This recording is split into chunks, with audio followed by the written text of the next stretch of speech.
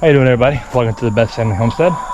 So today I am going around and pulling T-posts because I don't want to buy any, and I've got quite a few to fix the fence in the backyard for the dogs.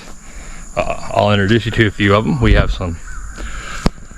a couple that are ridiculously smart, and even through that woven mesh, they have figured out how to get out of it. So I've got to run a live wire to keep them in. Real pain in the butt. Oh well. So the first thing I've got to do is get all these get enough T-posts out of the ground where I'm not using them anymore. Stack some pallets back up and whatnot, and I want to show you guys how to pull a T-post with a front end loader, because they are fence posts and they are made to not come out of the ground, so they can be a real pain in the butt to get out. First, let's get all these pallets stacked back up from the well house, and then we'll get going.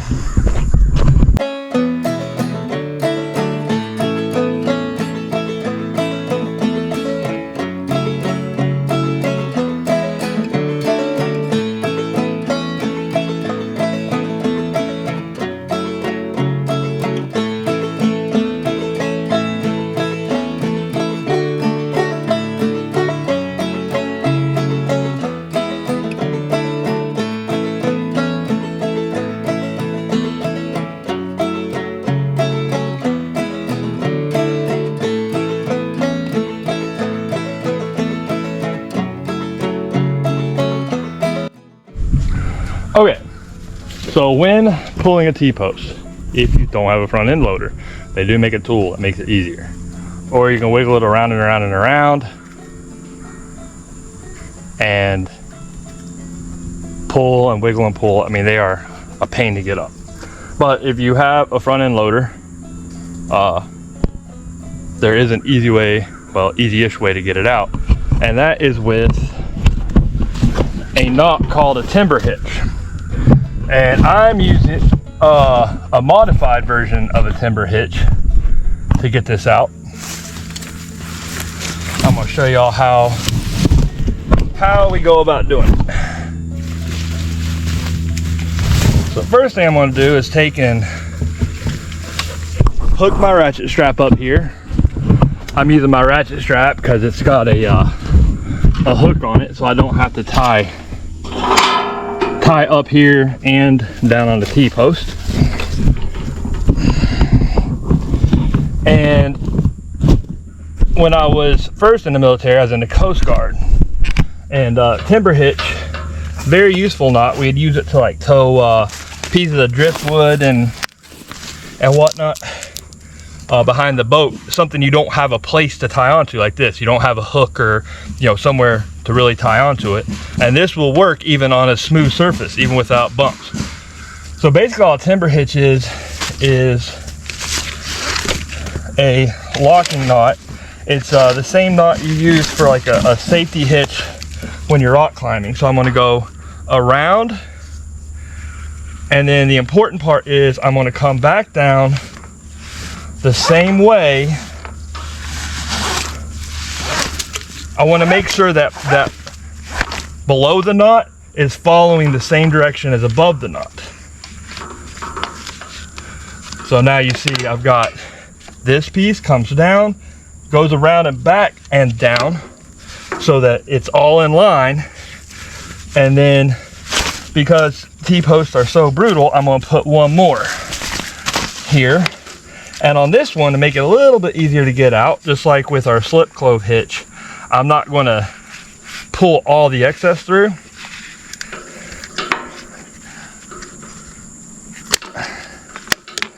Take this layer off here. I'm going to leave this as a slip here so I can pull it out easier.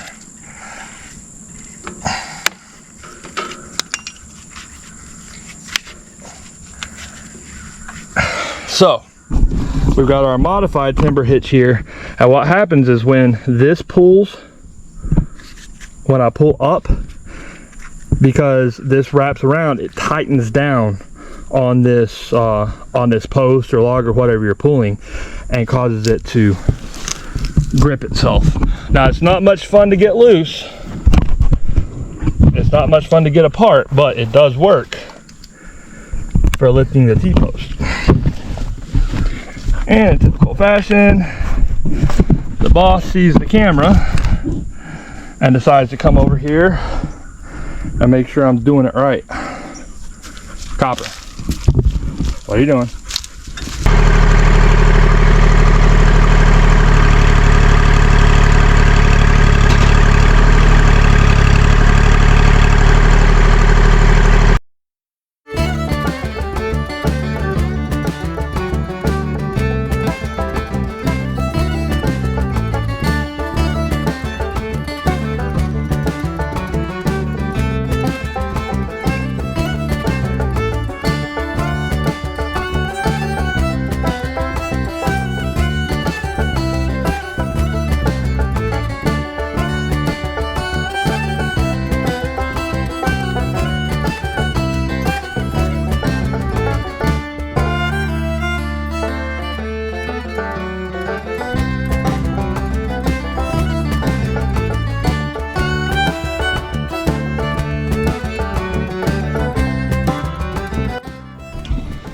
Well, this has to move, so let's see if the old girl will start.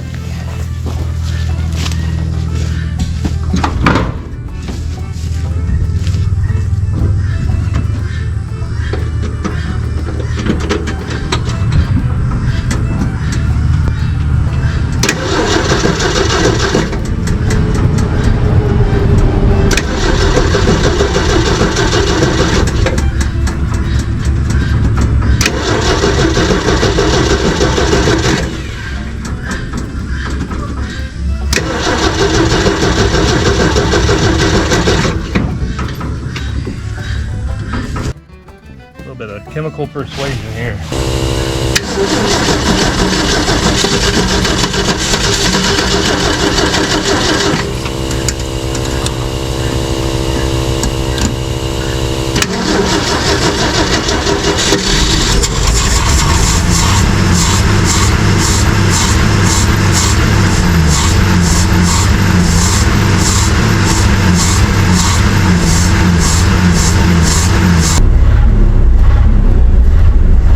Let this run so we can move it into those other T-posts.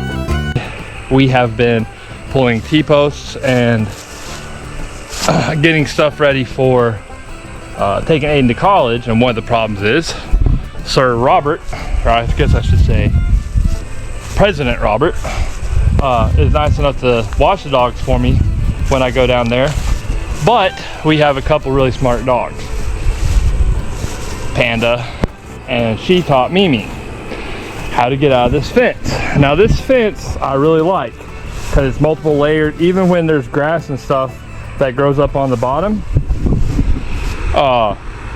you know, it's hard for the dogs to get out of, and it will shock the crap out of you. Even with the grass growing up like that, it's still got power. Ask me how I know. I don't like it in that I have to move it every time I mow and weed eat, because you cannot weed eat around it because a weed eater twine gets wrapped around it. Well, Panda is super smart, and she has figured out that this bottom wire, that's a ground wire. That bottom wire right there is not charged. So she learned that she could put her nose under there, pick it up, and run through it real fast. and she wouldn't get shocked. She taught Mimi. So I'm going to mow the backyard, which you can believe me or not, I mowed this backyard less than a week and a half ago. It grows insanely fast. It's almost impossible to keep ahead of. So I'm going to take this fence down.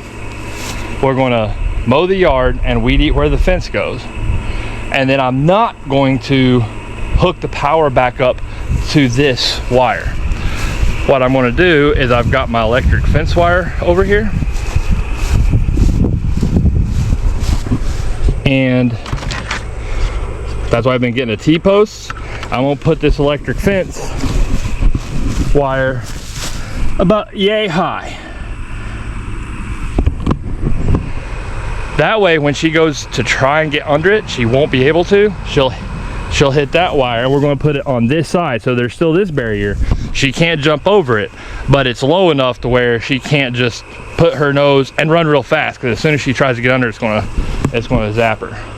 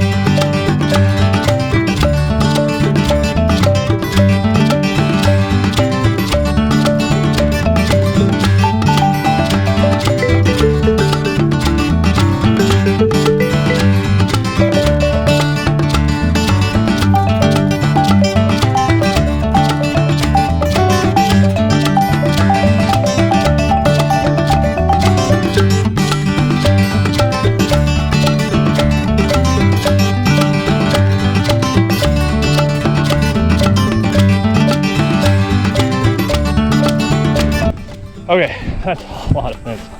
And you can see I spoil all my crazies. Big old yard. Eventually it's going to go way back in the woods. I just haven't had time to do it yet. Also, if you guys saw that fence there in the middle, might be some people wondering about that. That's because when you work with rescue dogs, sometimes you get rescue dogs that don't get along well with other dogs. So we have two separate lots that we have to keep a couple of them in, and separated, and then we rotate them in through the house. So all day, every day, you've got a couple of them coming and going out here, and then on the other side, and at our bedroom, and there's dogs everywhere. And while I'm answering what I know questions will be and comments, the one I get a lot is, oh, shock collars are mean. No, dog getting euthanized because it got out and killed somebody's chickens, or because it got hit by a car, that's mean. You know, a dog getting out and getting hurt or hurting somebody or something. So I have no issues with a live wire. The other one is, what about e-wires? Could you use e-wires? Or e-collars? I don't like e-collars because they depend on batteries. Batteries go dead. You have smart dogs, they know the batteries go dead, and they get out and see problem number one. So a live wire is the easiest way to take care of this problem, until it's not. But we're going to fix it. Like I said, one smart dog figured it out and taught another one. So I've got a fix to it, and then it'll be a while. They'll stay in until she cracks the code again. Let's get this place mowed.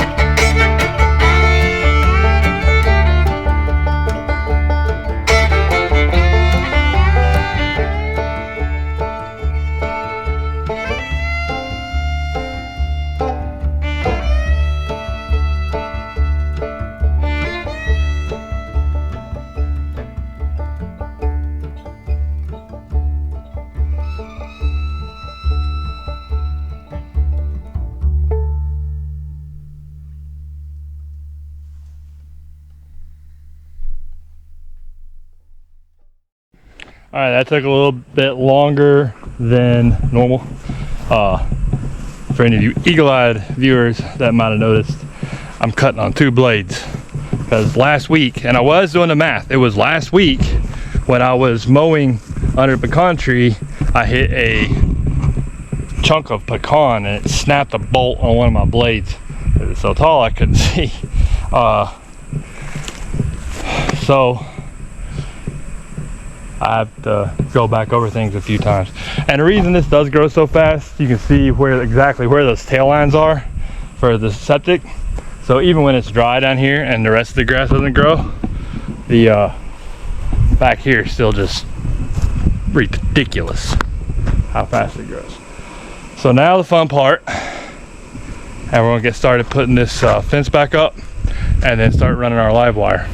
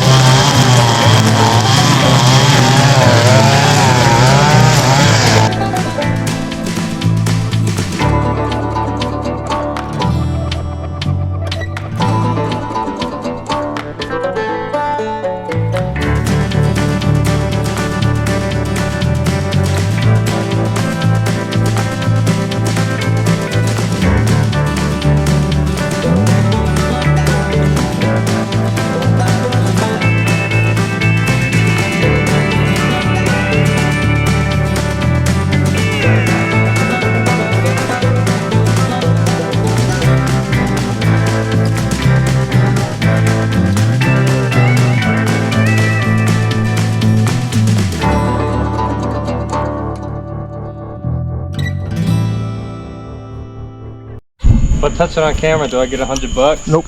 That was funny. All right, Aidan's gonna go plug in the box. Thunderstorm's blowing in, but we've got it all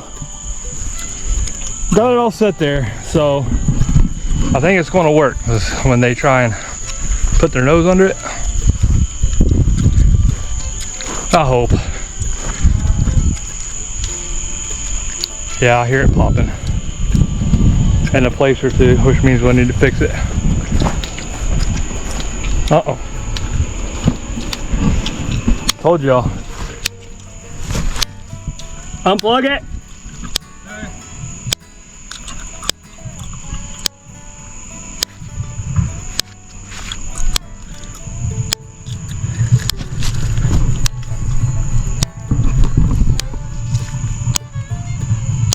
I can feel that through the ground, through that T-post. All right. Let's see here.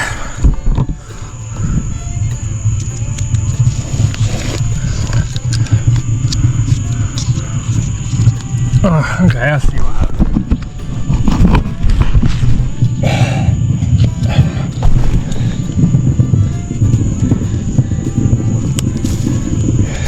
So when he put the insulator on, he put it down so that it was touching, the wire was touching that bottom lug. Okay. Split the difference. All right, turn it back on. Like I said, that's no joke of a box.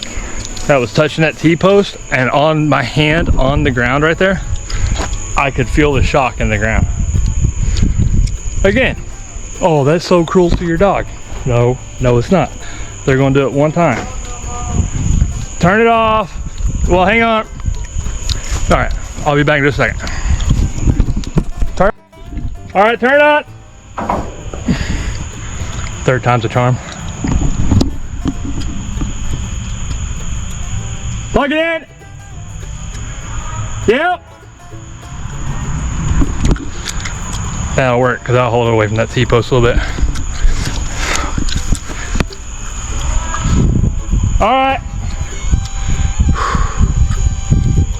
All right. Well, you know that thunderstorm was blowing in. Never even got here. Blue skies and a pretty sunset. So this is the best time actually to walk an electric fence because just like you can see that arc, you can see it.